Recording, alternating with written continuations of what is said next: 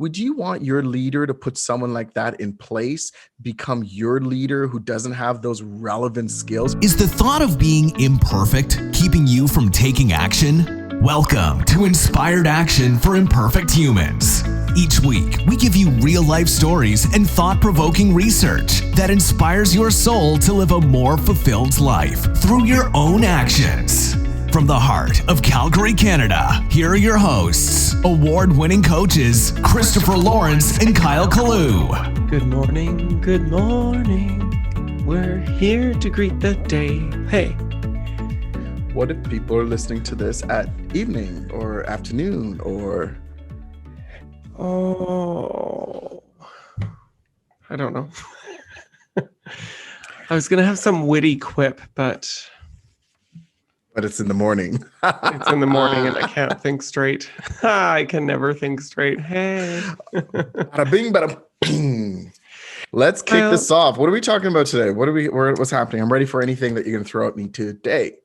Well, today we are calling this episode You're Not Relevant. And Kyle, this is an intervention from me to you and all of our listeners. No. So I want to talk about relevance because I'm seeing a lot of this right now as people are making huge career pivots and changes. They've been let go. And actually, just before we get into our story today, I want to say something about this because I had this little realization. I think when we feel relevant or we seek relevance in life, we actually feel better about ourselves. So as we're having this conversation, because I think that relevance, particularly when we're talking about like worker relevance, job relevance, resume relevance, especially when you talk about older workers. I hate using that term, but it is a thing. So I'm using terms that people understand, right? Even though I don't like using it. I think relevance is sometimes for others, but I think relevance is actually a mental health activity. Interesting. You think about it, like when you learn something new and then you can execute upon that knowledge and somebody recognizes that knowledge and gives you an opportunity to execute upon that knowledge, don't you feel good? Of course. I'm not saying that we should be seeking external validation. That's not what I'm saying. But I don't think there's anything wrong with that as well, because it actually does something for us. I think what maybe, and this is my assumption on it, which is what I'm checking on, is it's about its want versus need, right? So if someone is out there saying, oh my God, I need external validation, like I can't exist without it, then that's a different story, right? But I don't think there's anything wrong with, you doing a good job and someone says, yeah, you did a good job, or you have the skill and someone's like, hey, I appreciate that skill. I think we have to be, I'm just putting that out there to say there's nothing there. Again, like most things, there isn't anything wrong with it. It's the dependency, or if I could even be as bold to say addiction to it would be more of an issue. But if it's for just what you feel things... good, and exactly. That it's external versus internal, right? So not saying it's all a bad thing, because I think sometimes people seem to go completely black or white, left or right, you know what I mean? And it doesn't always have to be that way. It could be somewhat fluid, or validation or recognition, or those things. There could be some fluidity to that, right? Yeah, I think sometimes the word relevant has a negative connotation because what we hear is you're irrelevant. And so it has a negative connotation, but I think that actually we just need to reclaim that word and say, I'm making myself relevant in the workforce. I'm making myself relevant in my home family situation. I'm making myself relevant in leadership, right? Like, I think we need to reclaim this word, because when you become relevant, or even the process, like, have you ever met anybody that,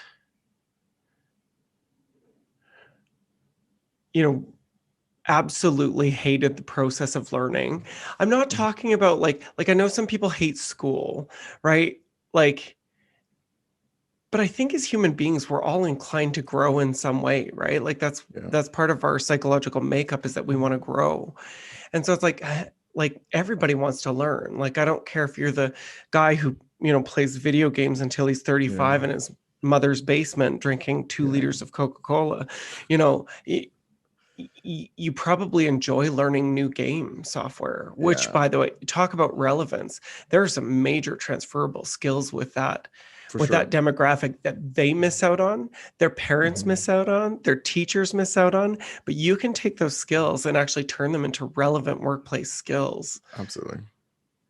So Kyle, I remember reading once upon a time, someone was talking about jobs that they did and the skills they learned and all that other stuff. I remember reading this person, saying, I'm a this, I'm a that, I've experienced in this or that. And what she actually was describing was being a mom. What she described was that Kyle. She was a mom, that she had to organize, she had to this, she had to, multitask, and all these other things. Were just like, damn, what job was she in?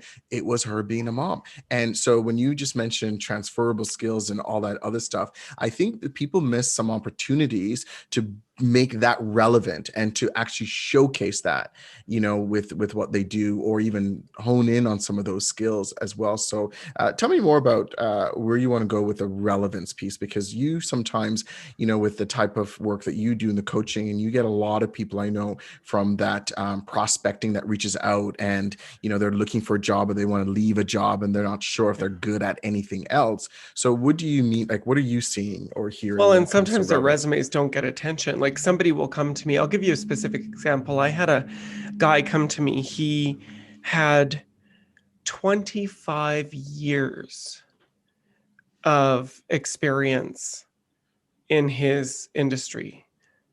Oh, wow. 25 years working in accounting. Mm-hmm.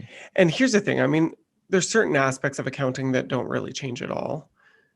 There's some aspects that do when regulation changes. Certainly, we've seen more changes probably in the last year in terms of like meeting CRA and IRS needs, because rules changed because of our current global situation. And so anyway, he came to me, and this was quite a while ago now, but he came to me and he's got 25 years and his resume is not getting picked up. And this is what I would call, again, I don't like the word, but an older worker. So this is somebody who's 60 years old. All of the employers are looking at him saying, this guy's going to retire in 5 years. Like, I want longer than that, all the stupid stuff that we do. But I understand it from both perspectives. Like, you have a right to be frustrated as that worker. You also have a right to be, concerned as an employer, because you're thinking about the longevity of your business. With that said, I see this with young people too. Like, especially if there's egos in play. Like, I don't know why I didn't get that job. I'm perfect for this. I've got this, this, and this. And I'm like, well, how did you show that in your resume and in your interview? Right. So I think relevance is a key thing. So in this particular guy's place, like, he couldn't get picked up. And so I said, you need to do something to make yourself relevant. Like go take a software course. Like, I don't care if it's online and it's free, but you can still put it on your resume. He's like, well, if it's free, like, there's no legitimacy to that. And I'm like, the world doesn't think that way anymore, right? Because we know that there's so much learning happening online that doesn't cost anything, right? Like, you look at lynda.com, right? Which is phenomenal. There's so much I've learned on that thing. Yeah. Oh, you can learn so much. And if you live in the city of Calgary, I don't know about other cities, but if you live in the city of Calgary and you have a City of Calgary library card, you can access it for free. It costs nothing, right? There's some high quality content on that thing. I would say, just in my own estimation, when you compare the curriculum and the number of hours for certain types of training on lynda.com versus post-secondary continuing education classes, it's the same quality of education. You don't get the credits for it, but you can still say that you're in that course. So actually, this is what he went and did. He actually went and took a couple of online programming courses. And he's not the only one. Like, I have so many clients that are in the same position, almost the same story too. Like, and and so then he put his resume out there, but he showed something relevant in the last few months. Right. And then all of a sudden they started showing interest in him. Right. So we do have to make ourselves relevant. Kyle, and that's the thing. He did get picked. This has happened over and over and over again. I have a young free client course, too. right? A free course. This is stop that spell of him not getting anything. Well, this is the thing. I have a young client too, and she wants to get into a particular branch of government, and there's all sorts of, different things that she needs to do, and she is qualified. She meets all the stuff, and I'm like, I look at her resume, and I'm like, you haven't had anything on here for 5 years. Right. Like there's nothing new on it for 5 years. Show me something new. Right. So that's, is that the make or break? Well, it might be the difference between the recruiter looking at your resume and saying yes or no. For sure it is. Like most of your resumes don't even get airtime. Like if there's 150 applications, trust me when I say the recruiters are not looking at your application. You need to get picked up by the search engine, the ATS systems, that kind of thing. You need to get picked up that way. If you don't have anything relevant on it, you're not using keywords, and then let's say that they choose 20 resumes to look at. Someone has something they've done in the last couple of years and you don't have anything for a few years. You're not relevant anymore. It sucks that that's the way of the world, but that is the way of the world. And that's good. Kyle? Yeah, we and like that we're talking about this because I think sometimes, recruiter, the manager, your leader, because as you know, I work with a lot of these different leaders and things come up and, I often will say to them, why don't you tell people this? And they're not telling.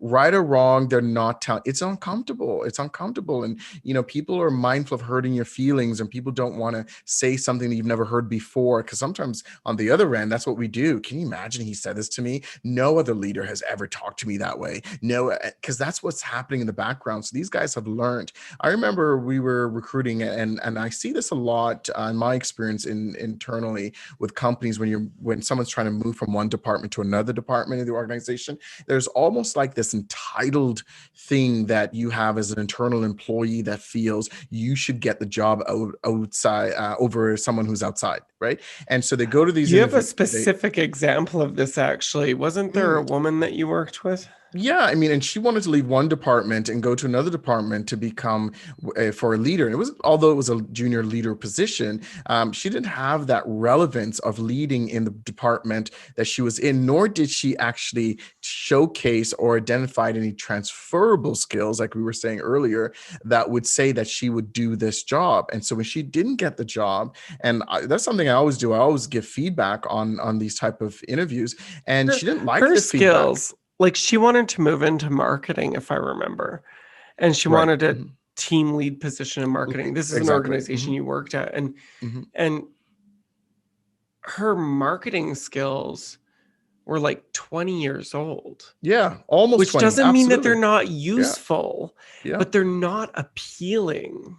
Of all things, marketing, because some industries tend to evolve quite quick and they're rapid than others. Marketing is exactly one of those things. Marketers will tell you what they were doing last year is very different than this year. So can you imagine, 18, 19 years of irrelevance, right? That the last time she did something in that field, because the job that she was in didn't allow to do that. So how is she going to not only lead that marketing team and actually be as a support? Here's the flip side of that. Would you want your leader to put someone like that in place, become your leader who doesn't have those relevant skills, nor are they working towards relevance? Like, think about it. You wouldn't want that. So as much as you're in that moment thinking about yourself, like, I worked with this company for 20 years. How did I not get this job? But you weren't relevant. You would want someone to be put in a position that either has that experience or it's relevant to the job that they're doing so they can move the organization forward. This is the third thing in leadership. In a previous podcast, I talked about that, but this is the third part of it. If you can speak for the organization, and most leaders, that's what they do. They have to speak for the organization. If you could speak for the organization, would the organization say to you, oh, by the way, put someone who's not relevant in that role, in their experience, in their attributes, what their contribution to that role, and let's go. Like, you wouldn't say that about yourself. Can you imagine if the organization wouldn't do that? So you have to stay relevant. Relevance So just what? gives you an edge.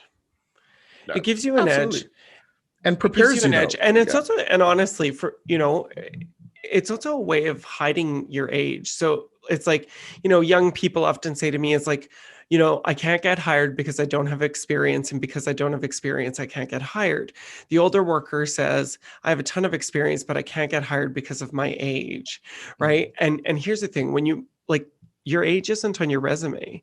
You can change stuff on your resume to show relevant experience, relevant education, so that you're showing relevance. It hides your age really well, and actually Yeah. it can make you look like a more mature worker. It can also make you look, it can also kind of hide that, hey, I'm 65 and looking for a post-retirement job for a couple of years, like that kind of thing. And it's like, you know what I'm saying? And they can't ask you your age in our country. They can't ask you Yeah. your age in your interview, right? So it's Yeah. like, It's like we both help clients with recruiting, obviously in different capacities. And one of the things that was recently, we saw something where the last formal education ended in 1995.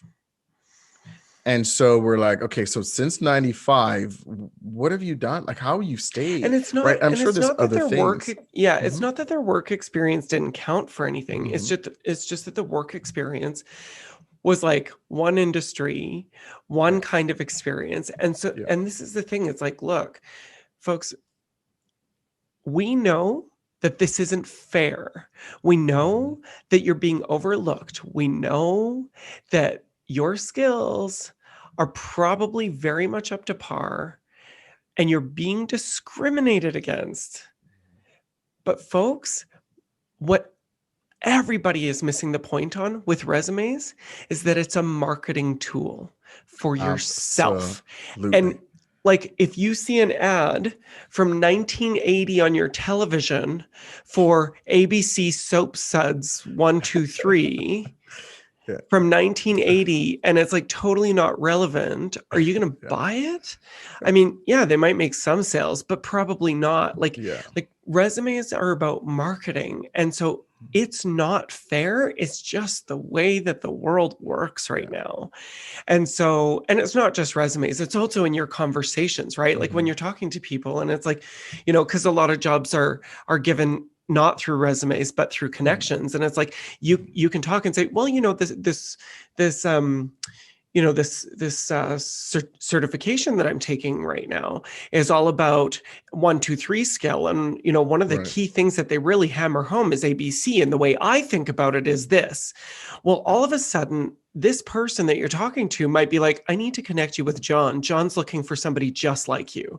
Do you Yeah. see what I'm saying? Like it gives you relevance. So, and I'm not saying that your current skills aren't relevant. I'm just saying that this gives you an edge. I think that's what we're both saying, Kyle, is that this gives you an edge Absolutely. above the And speaking rest. of that, is there any research or what's the Well, so common this is opinion? yeah, this is interesting. Mhm. So I went to Zeddy.com. So they do Mhm. lots with resumes and that kind of thing. So Okay. and I think they might be a resume uh development software. You can get resume help. So here's some Mhm. 2021 statistics.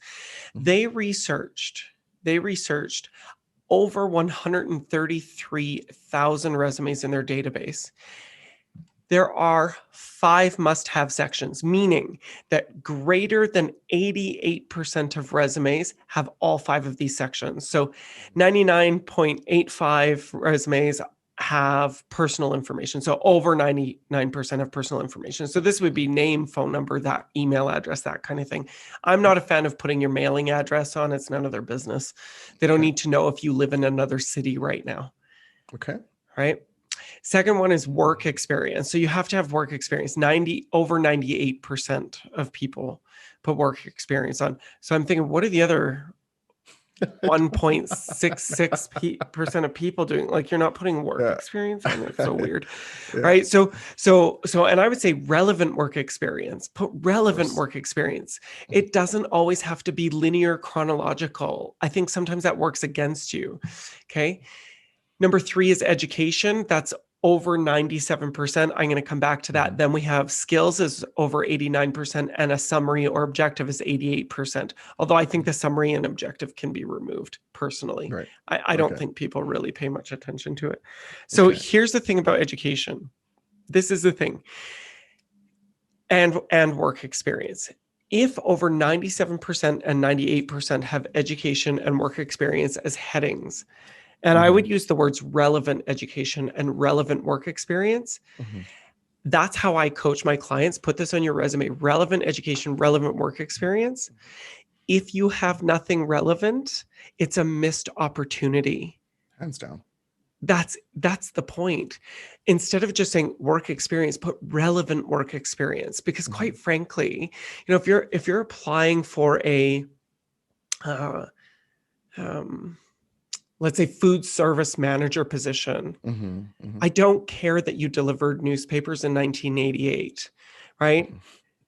If you're applying for a business analyst position, I actually don't care about your restaurant experience unless you have relevancy of doing the statistics on their websites, maybe, or some kind of process change.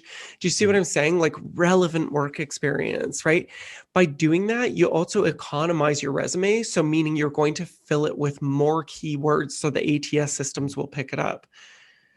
So I think how we should talk to folks about some of our key tips. We've got 4 key tips Let's do it. on how do you easily make yourself relevant? Because we all know we're not all going back for a 4-year degree, right? That's not what we're talking about. Not for everyone. Yeah. No, totally. So we've got 4 key tips. I've got 2. Kyle's got 2. So here's my 2. You can get relevant even by signing up for a free course that provides a certificate of participation at the end.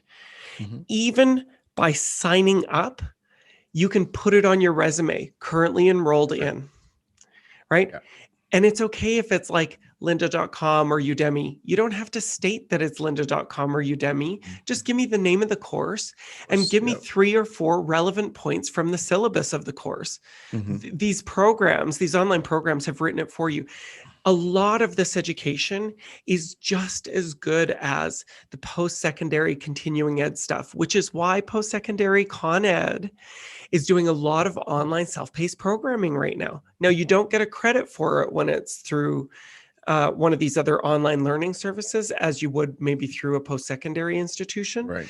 But quite frankly, like they're monopolizing on this. Education is an economic endeavor. So why not take it for free or for $20 or $200 as opposed to $1,000, unless you have a specific need for wanting the credit.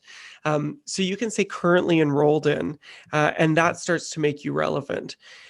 And make sure it's a course that falls in line with what they're doing. Like, I'll tell you, if there was a job I desperately wanted and I knew that I had minimal relevance, I would go online to lynda.com or to Udemy, and I would sign up for a course or 2 or 3 all at once. And I'd start to work through them. For sure I would, right? For sure. Because I want the skills. And then I'd put it on my resume and I would say, currently enrolled in these 3 courses.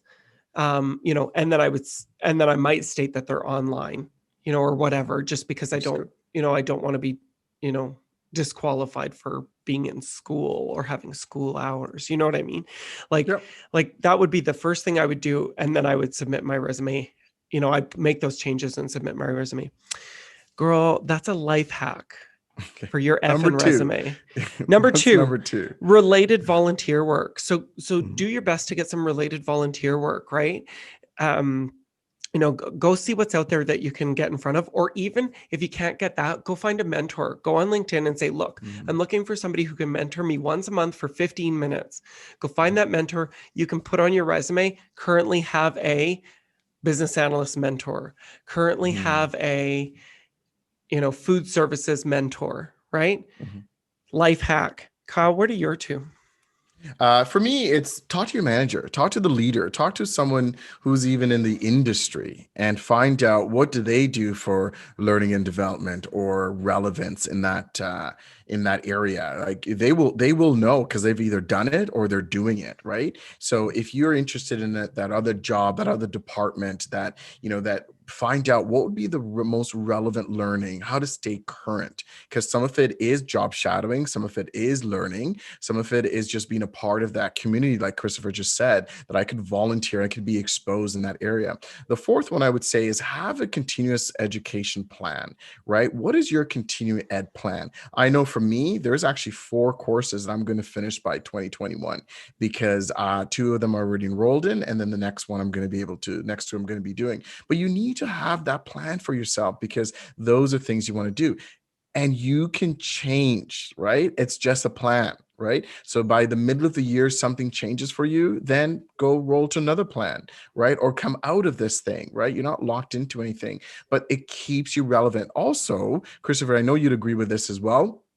It develops that habit and that principle and discipline for yourself to say, I am staying relevant, I'm staying current. And I could tell you from the employee, because Christopher is a huge advocate for when it comes to employees, he will tell you your employees will thank you for this. As a leader, you staying relevant and current will thank you. Because here's the thing, and I'm exposed to this every time I work with a new leader or prospect, most leaders don't want to admit that they need to stay relevant. They usually feel it's my team issue, it's my boss's issue. It's very rare that they admit that it's about them. But I will tell you, on behalf of your employee and your bosses, you too need to stay relevant. I 100% agree. I've got a quick bonus one here, Kyle, which is even signing up to be a part of a professional organization. So if you want to be a communicator, sign up for the international, what is IIBA, or no, that's International Institute of Business and Analysts. So like sign up for become a member of your professional organization. Right. And ladies and gentlemen, and everything in between, there are professional organizations for everything on the planet. For everything on the planet. Folks, that's what we've got for you for today's podcast. What is your imperfect inspired action that you are going to take to ensure that you stay relevant this week? We want to hear from you. Check the show notes, reach out to us. We've got a website with an email link. You can contact us directly. We want to hear from you. It's our goal to build a global community of inspired action takers, and we can only do that with your help. So if you love inspired action, please leave a review on your favorite podcasting app and share us on your socials. You've heard from us. Now we want to hear from you. Go to inspiredactionpodcast.ca and tell us, what is the inspired action you took this week? Next week on Inspired Action for Imperfect Humans. One, why aren't they doing these things? And the other thing too is, do I have to wait until I'm a leader to do those things?